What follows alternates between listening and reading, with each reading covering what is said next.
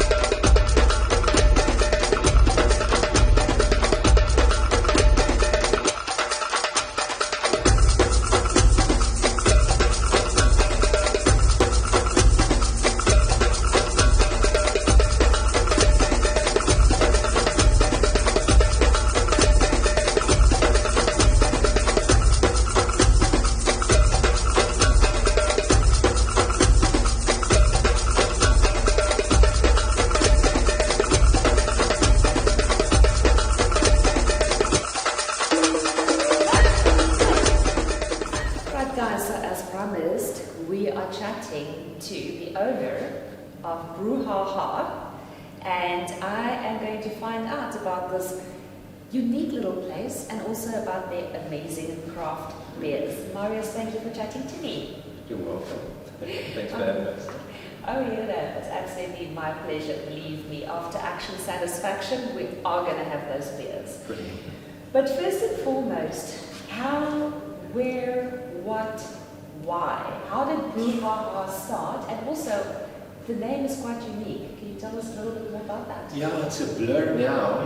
Well, let's see. It started, I was living in the States, and my first language is Afrikaans, and I heard the word Brewhaha, spelled B-R-O-U, and I'm like, what does that mean? And somebody said it's a noisy and overexcited reaction to something. And I told my wife, one day I'm going to have a brewery, and it's going to be called Brewhaha, but we're going to change it to B-R-E-W. Cool. And then we modified that and said our slogan now is a noisy and overexcited reaction to good craft beer. I can't fault that. I love it. Brilliant. Brilliant. And tell me the inspiration for brewing these craft beers. How did that come about? It's going to be starting the same. It was being in the States, and then coming from South Africa, and craft beer wasn't a thing yet. Yes. So drinking beer there and being introduced to ales and all different kinds of beer, and I thought, oh, they've lied to us. I've been robbed my whole life. There is something like good beer, not like my dad's generation, you know, the hardcore. I'm probably not allowed to name names, but the big mass-produced beer that you just mow the lawn and you just want to drink something cold. It doesn't really have to taste good. And I said no. So that was, and then I had friends who had breweries. I worked in a few breweries there, and home brewing, and yeah, so it started there. Just the inspiration of, hey, let's introduce people to actually good beer and not just lagers. Awesome. We love it, by the way. And the restaurant. You started the restaurant, and I believe you also have some friends involved. So it's a bit of a friend and family affair. Yeah, my business partner Jumbo and I go way back, probably 20 years now, and we love good food. I mean, really, we would do test kitchens, and And that's how a lot of things on our menu even came to be. But so Jumbo and I have always, it's food. When we talk about food, we talk about beer, and we talk about more food, and then we do and do. So yeah, so Jumbo and I go way back, and then you've met Gabri, and then there's another partner, Francois. So we're just a bunch of good friends, like to braai and to hang out. So that's the start of that. Fantastic. And we will chat to Jumbo about the food in a minute. But back to the beer. Yeah. Now I believe you guys have also you have won some awards for your beer. Can you tell me a little bit about that? Yeah. We bribed some of the judges. With the beer. Yes. No, just kidding. No, it was actually brilliant, you know. So it was the South African National Beer Trophy. So it's one thing if your mama thinks you make good beer, you know, or someone says, oh, this is really good beer. But if your peers or nationally, people drink your beer and they say this beer is actually good enough to have a gold or a silver. So that's very encouraging. That was extremely encouraging for us. The second year, we just started in end of 2016, so 2018, the first year we sent our beer, we won, and we like, oh my goodness. It was very encouraging. So then you're like, no. We can do this. Let's continue. Maybe we can get more medals. So yeah, really good. Fantastic. And you won in 2018 and in 2019? Yes. Yeah. Fantastic. Yeah, and last year we don't discuss. Yes. So what's on the cards for this year? I just returned from the States now, and I have a lot of new beers that will see the light now. Some very unique, some very, true to us, I feel. And for our local followers, we need something new. Yes. We've had the cores that have carried us for so long, but it's time now for new. So I'm extremely excited. So I want to say, watch this space. Yeah. Awesome. And I can just see my husband's eyes twinkling over there. Oh, brilliant. It doesn't take much. No, absolutely. Just a good beer, you know. Now, before we go and taste these amazing beers, okay, that I've heard so much about, can you just quickly run us through the beer making process? Yeah, absolutely. Obviously not giving any trade secrets away, but we want to just know, you know, if I'm now a craft beer home brewer, how would I go about doing that?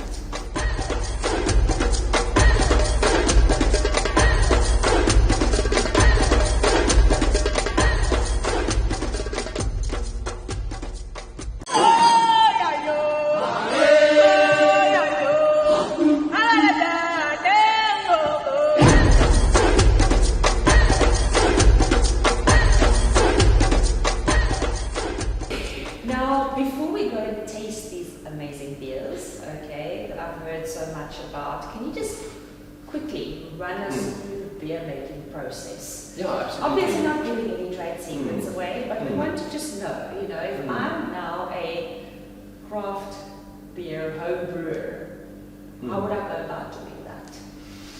Sure, I think, well, if you're a home brewer, the internet is your friend. There are so many groups that can help you get started, and if you have local homebrew shops, that's an easy way to start. But just to, if I want to say, beer start, of course, and everybody will tell you this, you can't use crappy ingredients and say, but your product will be amazing. Yes. So for us, imported malt, imported hops, imported yeast, I mean, we go for the best. Yes.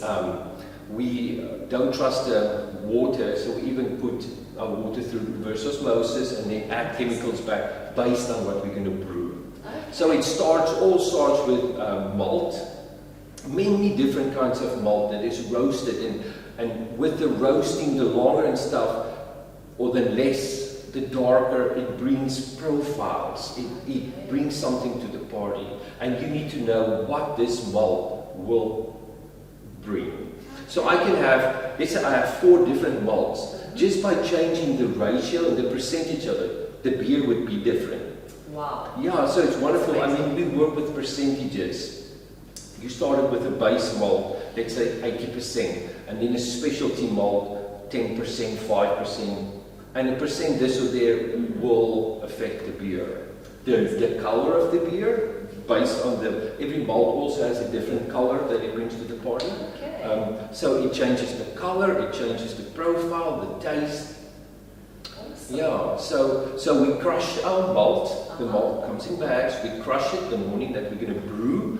Then we use this brew system that's from Germany. Yeah. And then basically we make tea. We put hot water in. Yes. And then we put the malt in. And then we start the pump and it circulates the warm water, which then extract all the sugars from the grains. Now, the temperature is important. I can brew this, or it's called mashing, when we wash the grain and we make the tea, I want to say. And if we say we do that process at 63, it'll be a very light bodied beer. Okay. Same kilograms, everything, same malt, yes. but now we do 69, you get a full bodied beer. So it's very intricate, so it's all precision. You have to, it's really like with this, you can't say, it's going to be fine. It will not. We have to control every step of the way. Fantastic. And then, so after that, we take the grain out, and that goes to a piggy farmer. Pigs are very happy. And that which remained, we now boil. That's called the wort. Okay. And while it's boiling, we add hops. Hops have two characteristics. One is for bittering, yes. but also for aroma. So the longer you boil hops, the more bitter your beer will be. Okay. And there's like a bittering scale we can talk about when we taste the beer. Yes. And then the later you add it, it brings more aroma. So you smell the beer like, oh, this smells like grapefruit or something. That's the hops. Fantastic. After that, when that's boiled, we pump it into the fermenter, add yeast, and then the yeast takes over and our job is done. And the yeast then turns this into great beer. Fantastic. Fascinating. And now I really feel like a beer. But before we go and taste beers, this whole process, Yes. how long does that take?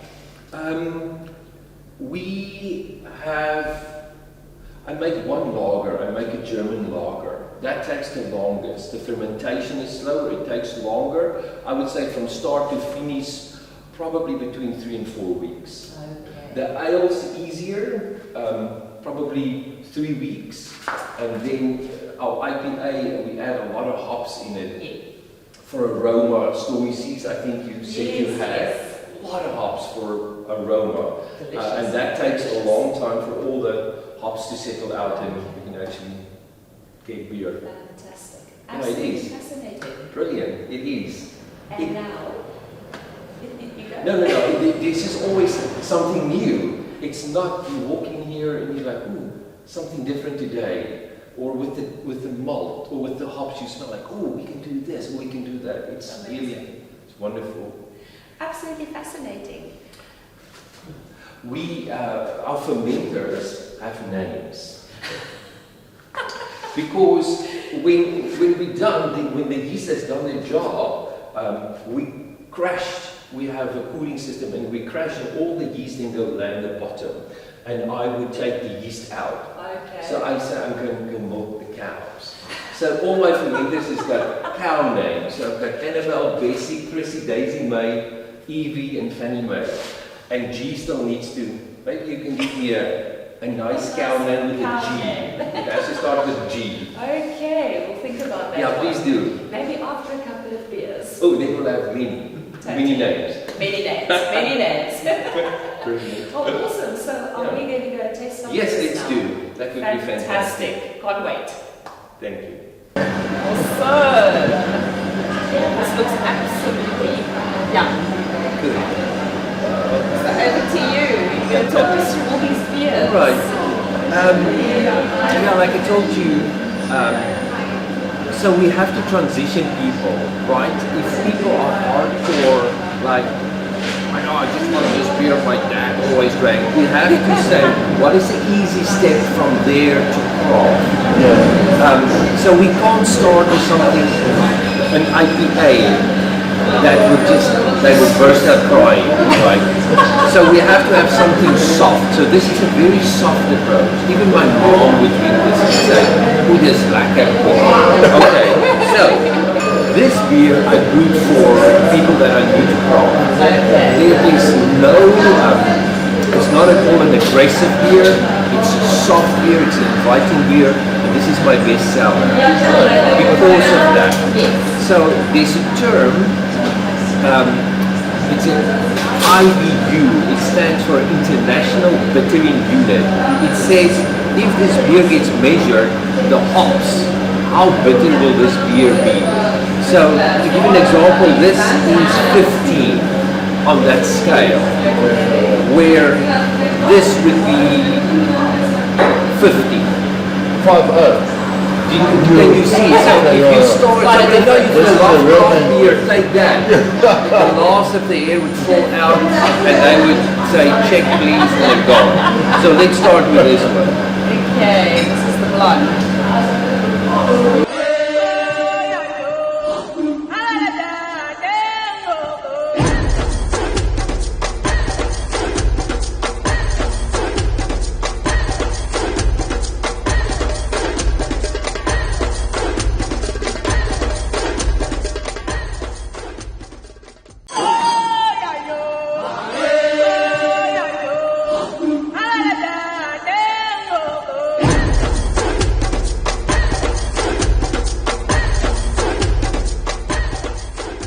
So let's start with this one. Okay, this is the blonde.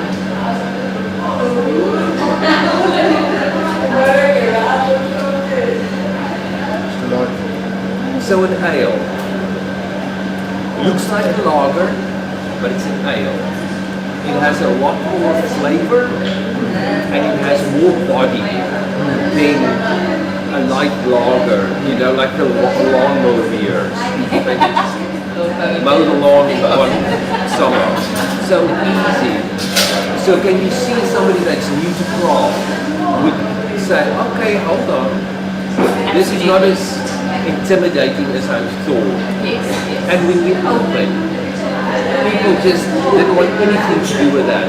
But now people grow with you and you slowly educate.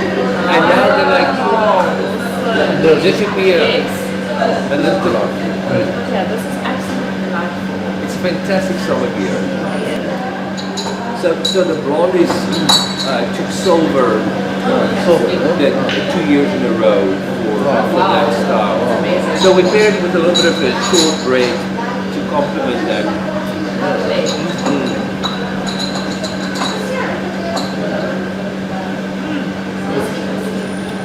I can take you guys through it and then we can linger, come back and talk.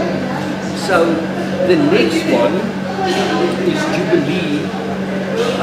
The first one is something in the summer, and then Jubilee. And Jubilee is the only lager I make. Because you have people coming in and just want a lager. And then we can say, okay, no problem, I've got a lager for you. But this lager is it's a German festive lager. So, and ladies love this. It has a little bit more residual sweetness than the blonde. And if you talk about the dough, this much more. So people would drink this and say, are you sure this is a lager? Because it doesn't drink like a lager, but it's a true, it is a lager and it stands for a long time until before we release it. We don't just keg it and then put it out. It has to stay back 3 degrees, 2 degrees Celsius for months for the lagering to happen. But this on the bittering scale, 15. Now we jump a few points, and this will be 18.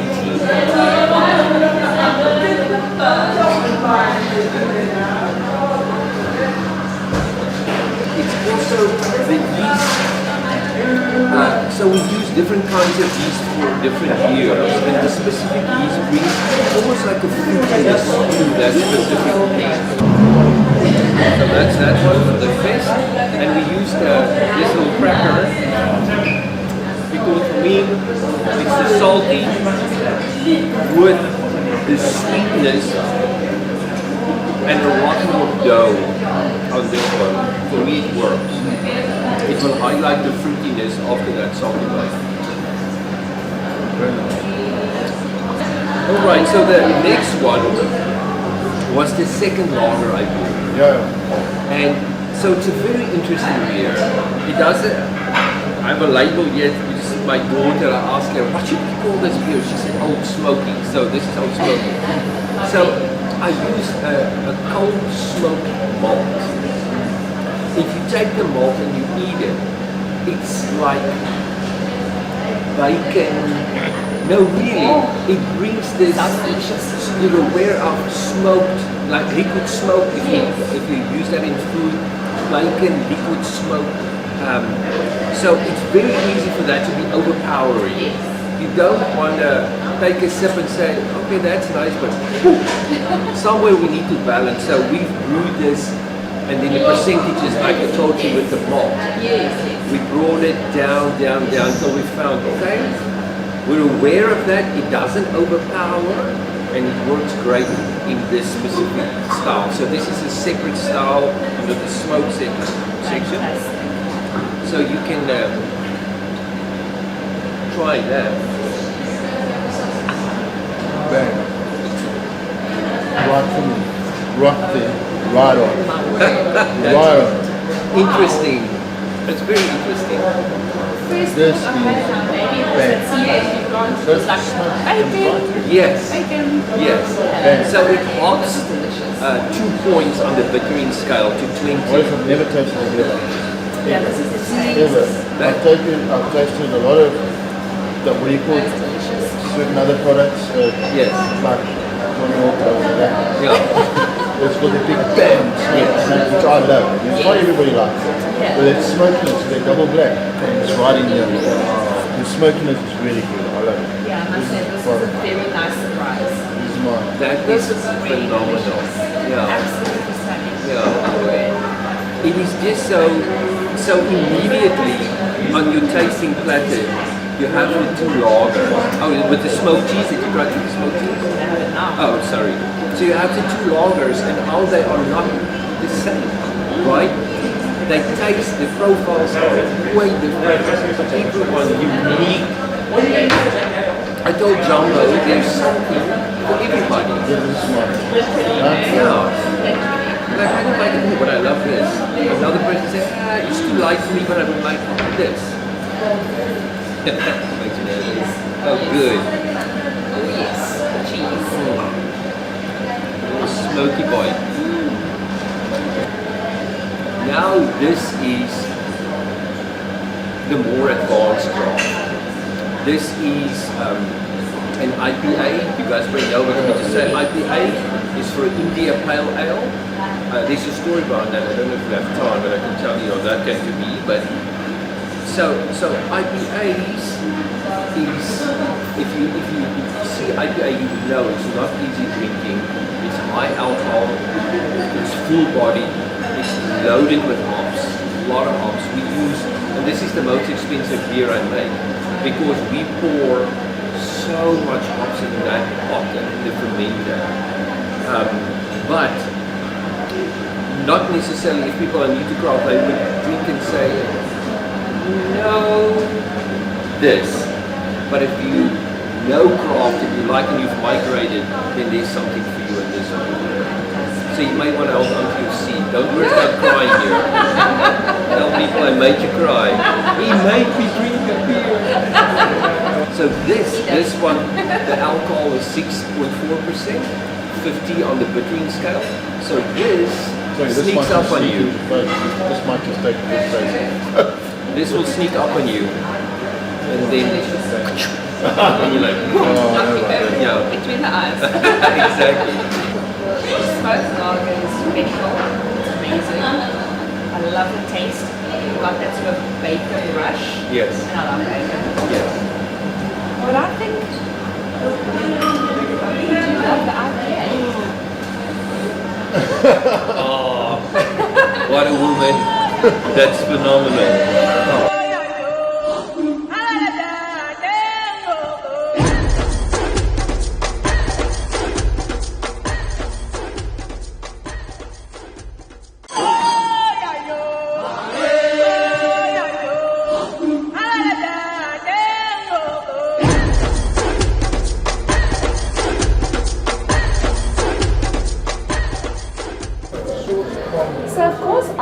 having a lot of beer, which might I add was absolutely delicious.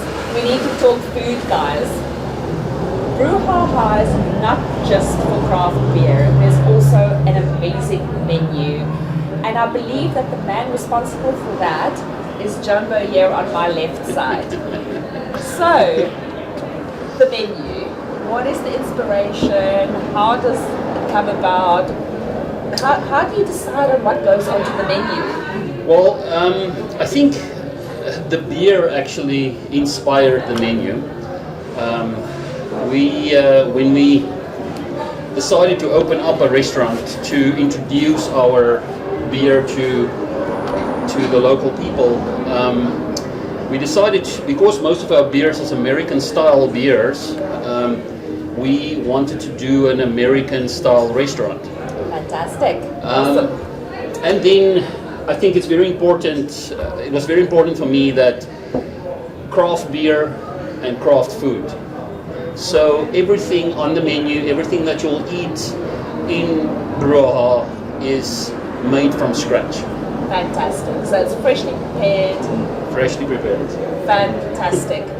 And in terms of your sort of signature style, you mentioned it's sort of based on the American. So when people come here to have a meal, what can they expect?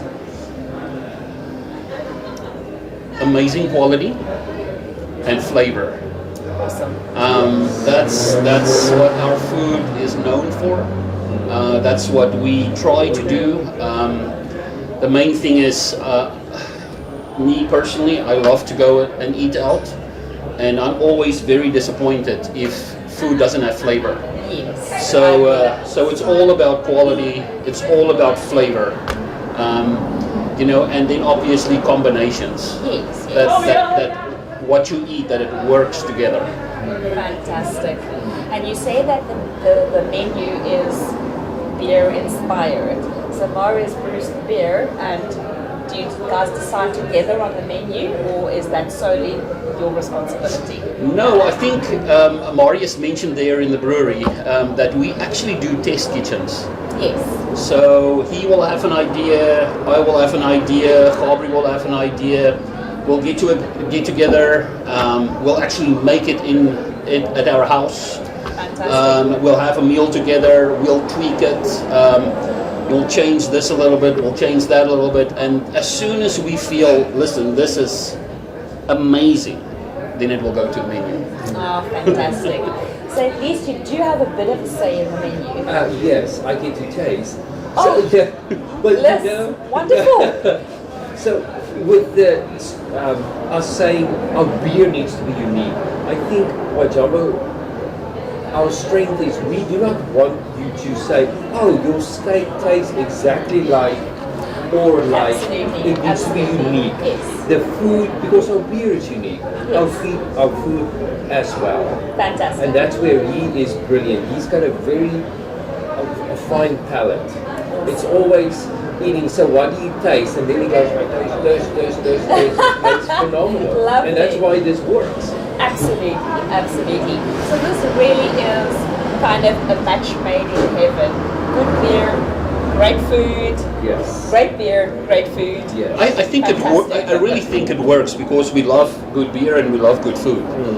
So I won't fault that. and we don't want just one or the two. We want both.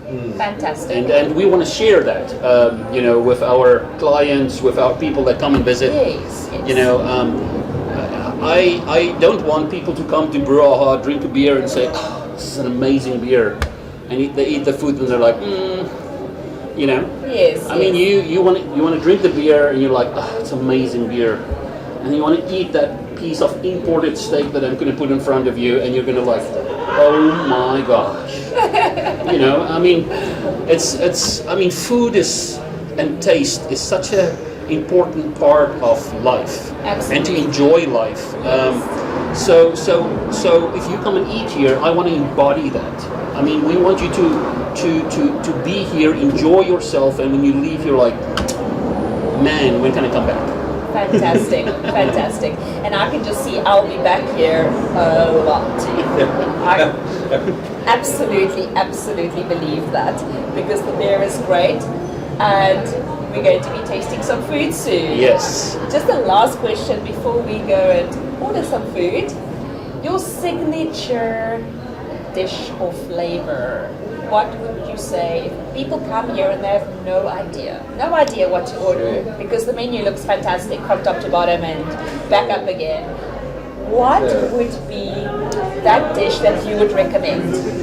If you're a meat eater, I would definitely recommend our espetada, which we make with fillet. So it's soft. We actually bring in our meat. It actually gets flown in once a week because we want to give you export quality meat. Fantastic. When you eat meat here. Yes. So on meat side, I would say our espetada. If you're a chicken favorite, actually one of our biggest sellers in the restaurant is for sure our chicken strips with the honey mustard, homemade honey mustard sauce, and it actually it really works. Yes. You know, if you taste that, you'll see it works. Yes. And then we are really, I want to say we're really well known for our burgers,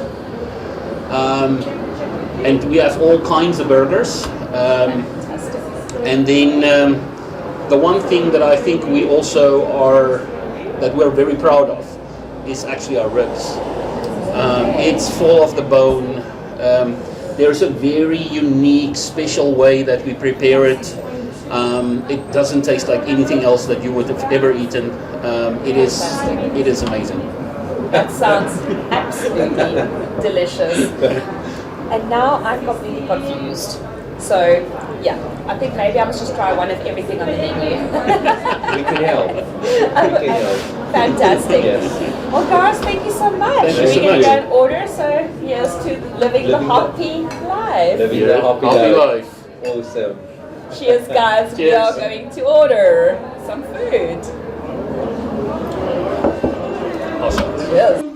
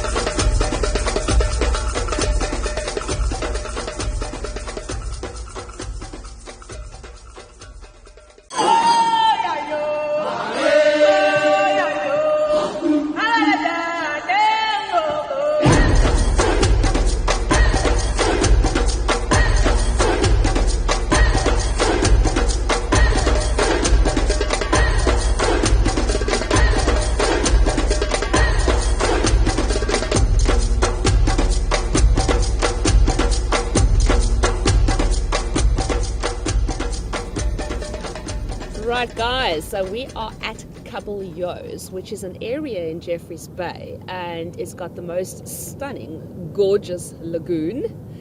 And I've got Paul here from All Africa Adventures, and Paul is going to torture us. No, I'm just joking. We're going to have some fun with some stand-up paddling, some kayaking, and some fat biking. Yes, we are, Sharon. Awesome. Thank you for having us. We're going to be paddling today. Hopefully it's not too shallow. We're going to find some spots and get splashy.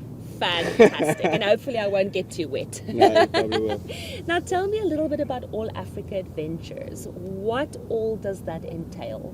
Okay, well, as you can see, we've got the kayaks, we've got the stand-up paddles, we offer the sandboarding, and then the fat bike rides on the beach as well.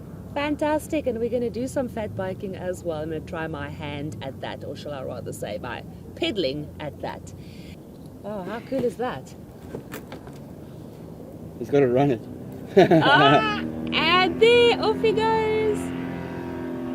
We provide a taxi service because Jeffreys Bay does actually not have an Uber. Okay. So yeah, if you're coming from the airport, if you'd like to go to the Elephant Park, that type of thing, J-Bay Cabs Fantastic. and All Africa Tours are going to be the best people to talk to. Oh, wonderful. And then I saw something about some waterfall jumping thing. We've got the local spot called Jansegat. It's the local watering hole where youngsters like to go and do some cliff diving, just leisure in the sand, you know, doing what kids do. I think we'll skip that one for today. We'll leave that to the kids. Okay, so next we are going to try some kayaking and supping. Yeah, let's do that. Let's get happening, man. Let's have some fun. Oh yeah, we like that. We love fun, guys. We love fun. So if you're looking for a nice little adventure here in J-Bay, get hold of All Africa Adventures. And yeah, we're gonna do this. Stand-up paddleboarding is a water sport born from surfing with its modern roots in Hawaii. You stand on an inflatable board, in our case, that's floating on the water and use a paddle to propel yourself forward. Supping builds great total body strength, including a strong core as your legs, shoulders, arms, and core have to work together to propel you forward. It's an easy water sport to learn, and you can become an expert paddler in no time at all. People of all ages and fitness levels are capable of learning to sup in just a few hours with proper instruction. The things I've learned is to keep looking up, as you are most stable when you are actually looking up, and that a strong core is critical for balancing on a supping board. With kayaking, guys, pretty much the same rules apply as for stand-up paddling, except that it's probably a bit easier to balance as you are sitting down, which means you're less likely to tip over. Both these water sports give you the opportunity, though, to see the beautiful Caballio's area from a completely different vantage point.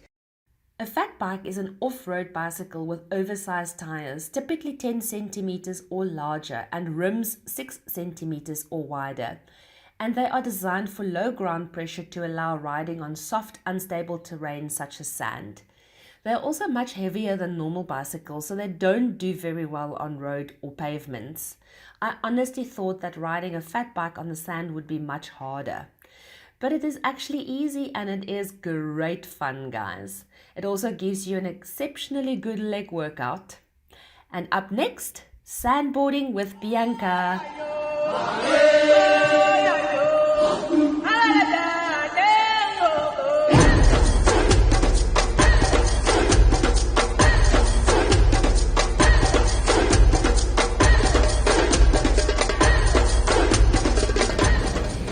So our adventure here with All Africa Adventures are continuing, and I've got Bianca here from All Africa Adventures, and we are going to do some sandboarding. But first, Bianca's going to tell us a little bit about the sandboarding, and I see she's got some polish here. Yes. So can you just run us through this whole thing and tell us what you're doing? Okay, so first you take a little bit of wax.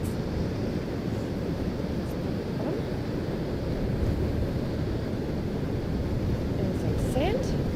Oh, okay. And that's it. Except go faster. Okay. And that's it. Okay, so that actually makes you go faster, you Yes. say? Okay, okay. Otherwise you're just going to get stuck. And we don't want that. No, you don't want that. So all what you do is you sit right on the back. You can do Okay.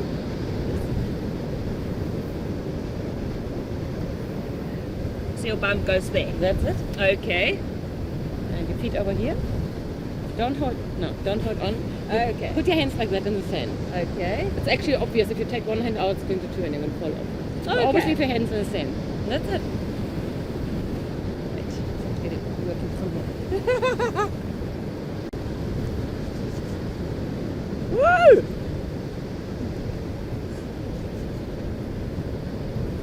Pretty cool. Okay, so you're ready for the standing one?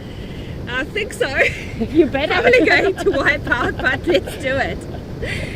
Call Okay, it back so- your wipe out for a reason. You just sit down. Okay. Oh, so you get strapped in here. Yeah. Oh dear. So just leave the back one open for now. You don't want to fall with the board. Okay. So the most important thing is you put your weight on your back leg. Is that one spin? Front one is straight? And this is going to be the back leg. Depend, whatever you're comfortable. Oh, okay. Yeah, I think And for the beginning, try to go as low as possible. Put a hand in the sand to be more stable. Okay. And look at the ocean. Don't look at the board because it's going to turn. Okay. And that's it. You get up yourself or you can pull yourself up. Now you So slide. And I go low. Yeah, first you. Wait. Keep on moving. Keep on moving. Wait, it's going now, no? So point the board at the ocean. Yeah. Ah! Here we go, here we go. Woo!